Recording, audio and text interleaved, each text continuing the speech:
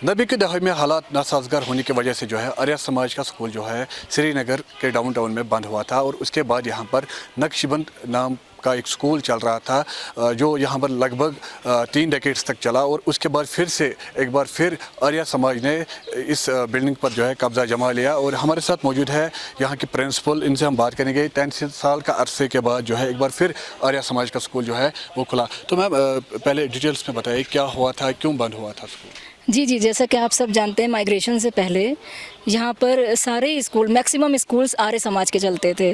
तो after migration कुछ बंद हो गए स्कूल, जिसमें से 2 स्कूल हमारे कंटिन्यू चलते रहे थे। तो एक डीएवी रैनावारी और दूसरा डीएपीपी वजीरबाग में, वो अभी भी चल रहा है स्कूल हमारे। तो यहाँ पर जो है इलीगल तरीके से कोई यहाँ पर स्कूल चला रहा था, एक जिसको एडमिनिस्ट्रेशन ने खाली कराया और वापस आर्य समाज को हैंड ओवर किया। तो यहीं के लोगों के जो लोकल यहाँ के लोग हैं, उन्हीं की डिमांड के ऊपर दोबारा से ये स्कूल स्टार्ट किया गया है, जो डीएवी के नाम से है। तो कितना पुराना ये स्कूल होगा क्योंकि स्ट्रक्चर से बहुत पुराना लगता है। जी, काफ़ी पुरानी बिल्डिंग है ये आर्य समाज की ही बिल्डिंग है और जैसा कि आप देख ही सकते हैं कि कितना पुराना है ये। जी। अभी क्या रोल है यहाँ पर, और जो यहाँ पर बच्चे पढ़ रहे थे इससे पहले जो स्कूल यहाँ पर था, क्या वो बच्चे अभी भी यहाँ पर है? जी, उन्हीं में से ये 35 स्टूडेंट्स वो स्टूडेंट्स हैं जो काफ़ी मतलब पुअर फैमिली से बिलोंग करते हैं। और ये मतलब जैसे यहाँ पे दूर ही स्कूल हैं, सारे मैक्सिमम दूर स्कूल हैं, पास में कोई स्कूल नहीं है, तो वो ट्रांसपोर्ट वगैरह अफोर्ड नहीं कर सकते हैं। तो हमारे मैनेजमेंट से डिमांड की थी यहाँ के लोगों ने कि दोबारा से स्कूल को स्टार्ट होना चाहिए, और ये सिर्फ उन्हीं 35 स्टूडेंट्स के लिए दोबारा से स्टार्ट किया गया है स्कूल। जी। ये कितने क्लास तक है स्कूल? जी, ये हमारा क्लास 7 तक है। क्लास 7 तक हम यहाँ पर दे रहे हैं, इनको पढ़ा रहे हैं यहाँ पर। तो उसके ऊपर 9-10 के भी हमारे पास कुछ बच्चे आए थे जिनको हमने डीएवी रैनावारी में शिफ्ट कर दिया है। तो लेकिन गाइडेंस के लिए वो आते रहते हैं मेरे पास, हम उनको यहाँ से गाइड करते हैं। जैसे क्लास 10 का एक बच्चा है एहतशाम खान, अभी उसका सिलेक्शन हुआ है हमारा श्रीनगर टीम में हॉकी के लिए। वो जा रहा है यहाँ पर अंडर 14 में, वो जाएगा जम्मू जाएगा, यहाँ से वो हमारे पूरा श्रीनगर को ही रिप्रेजेंट करेगा।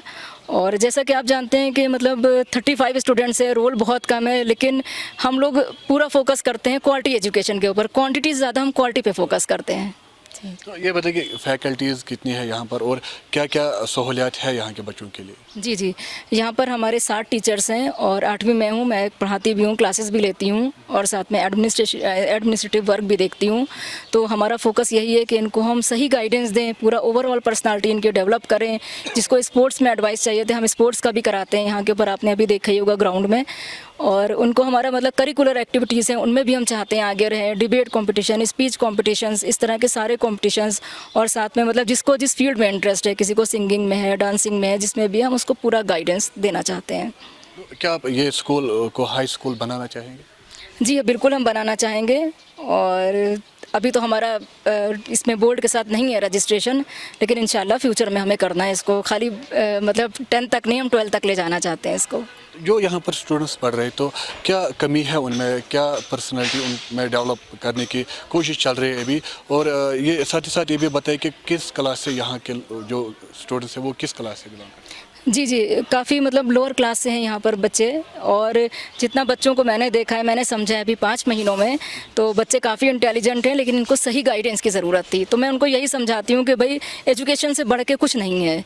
तो हमारी कोशिश यही है कि भाई इनको अच्छी एजुकेशन दी जाए जो इनको अभी तक नहीं मिलती थी। और सही बाकी आप बच्चों से बात करेंगे, आपको खुद पता चलेगा। हमारी कोशिश यही है कि इनको बच्चों को अच्छी मतलब देखिए, अगर कोई इंसान कुछ करना चाहता है, कोई भी बच्चा, जैसे उसको एजुकेशन फील्ड में इंटरेस्ट है, वो कुछ बनना चाहते हैं, उसके लिए फाइनेंस इतना मैटर नहीं करता है। ये है कि आपके अंदर जज्बा होना चाहिए कुछ करने का। तो आप अभी इस स्कूल को संभाल रहे हो, तो क्या कितना टाइम लगेगा इस स्कूल को स्मार्ट बनाने में? जी, हमारी कोशिश है कि जल्दी से जल्दी हो जाए। जैसे कि हम यहाँ पे चाहते हैं स्मार्ट क्लास वगैरह भी बन जाए, तो उसमें हमारा मैनेजमेंट हमें पूरा सपोर्ट कर रहा है।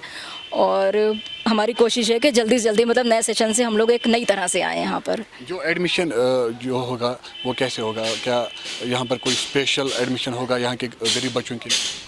जी, हमने कोई भी एडमिशन फ़ीस नहीं रखी है, एडमिशन हमने फ्री रखा है यहाँ के ऊपर। और जो भी मतलब जो नीडी फैमिलीज़ हैं, उनको हम पूरी तरह से सपोर्ट कर रहे हैं। जैसे कि आपका जो इनके 3 बच्चे हैं, उनको हमने एक बच्चे की फ़ीस पूरी माफ़ रखी है। जिनको 2 बच्चे हैं, उनकी 50% माफ़ रखी है। और कोई भी हम फोर्स नहीं करते हैं कि नहीं भाई फ़ीस सबमिट करो, और लेट चार्जेस हमने कोई नहीं रखा है यहाँ के ऊपर। जो भी इजीली अफोर्ड कर पा रहे हैं, हमने अपना कोई भी फ्री फीस स्ट्रक्चर यहाँ पर नहीं रखा हुआ है। जो भी ये अभी तक देते थे दूसरे स्कूल में या जो भी इनका फीस स्ट्रक्चर, उसमें कोई भी हमने इंक्रीज़ नहीं किया है। तो क्या मैसेज देंगे आप आखिर में यहाँ के लोगों के लिए? मैं यहाँ के लोगों को एक ही मैसेज दूंगी कि यहाँ पे लोग एक्चुअली हर चीज़ में कंट्रोवर्शियल ज़्यादा करने लगते हैं।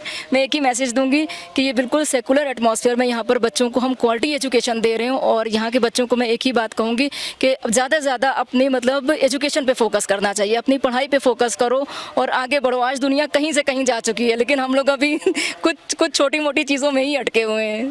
जी जी। मेरा नाम है मोमिन। ये स्कूल बहुत अच्छा है और यहाँ की टीचर्स बहुत अच्छे पढ़ाती है, और बहुत हमें भी पढ़ाई, हमें एग्ज़ाम में बहुत मार्क्स आते हैं, और यहाँ पर बहुत स्कूल अच्छा है।